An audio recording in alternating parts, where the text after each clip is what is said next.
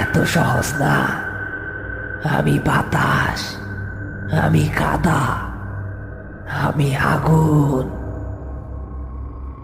সেলিম, বইসা থাকিস না, কাদা দে, ওর চোখে কাদা সুইরা মার, ওরে অন্ধ কর। ও ভাইজান। সেলিম দুই হাতে কাদা তুলে লাশের সেই জ্বলন্ত হলুদ চোখে ছুঁড়ে মারল। কাদা চোখে লাগতেই লাশটা এক পৈশাচিক আর্তনাদ করে উঠল। মানুষের গলার আওয়াজ নয়, যেন হাজারটা কাক একসাথে কাকা করে উঠল। লাশটা চোখ ডলতে ডলতে আরিফের দিকে নখ বাড়িয়ে দিল।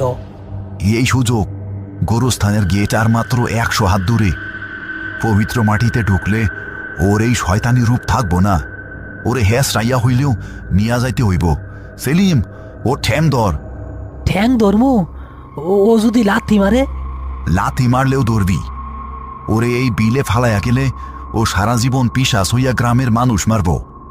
আইসকাইয়ের শেষ দিন হইব। আরিফ এক লাফে গিয়ে লাশের পেছনের 2 পা জাপটে ধরল। লাশটা তখন সামনের হাত দিয়ে কাদা খামচে ধরে মাটি কামড়ে পড়ে থাকার চেষ্টা করছে। লাশের শরীরে এখন অসুরের শক্তি। সে মাটির সাথে এমনভাবে গেঁথে আছে যেন সে নিজেই মাটির অংশ। সেলিম, আমার লোকে ধর, বিসমিল্লাহ কইয়া টান দে। সেলিমও গিয়ে লাশের অন্য পা ধরল। তারা দুজন মিলে সেই কাদা পানির মধ্য দিয়েই গর্জনরত লাশটাকে টেনে হিচড়ে গোরস্থানের দিকে নিয়ে যেতে লাগলো। লাশটা সামনে চিৎকার করছে, হাত পা ছুটছে, তার নখের আঁচড়ে কাদামাটিতে গভীর দাগ বসে যাচ্ছে।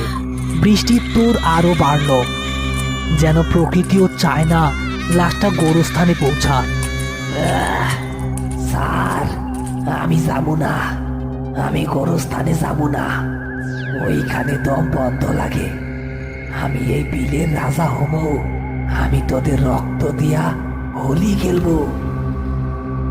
তোর রাজত্ব শেষ নসিমিয়া। পালা, তোর পালা শেষ। তোর মেকআপ ধুইয়া গেছে, এখন তুই শুধু এক দলা মাছি। টান সেলিম, টান। তারা যত গোরস্থানের কাছে যাচ্ছে লাশের ওজন তত বাড়ছে। মনে হচ্ছে তারা আস্ত একটা পাহাড় টেনে নিয়ে যাচ্ছে। লাশের শরীর থেকে কালো ধোঁয়া বের হচ্ছে, যা বৃষ্টির পানিতে মিশে অদ্ভুত এক কুয়াশা তৈরি করছে। হঠাৎ লাশটা তার চূড়ান্ত খেলা শুরু করলো। সে গলার স্বর পরিবর্তন করে ফেলল। হুবহু সেলিমের মৃত মায়ের গলার স্বরে কেঁদে উঠল।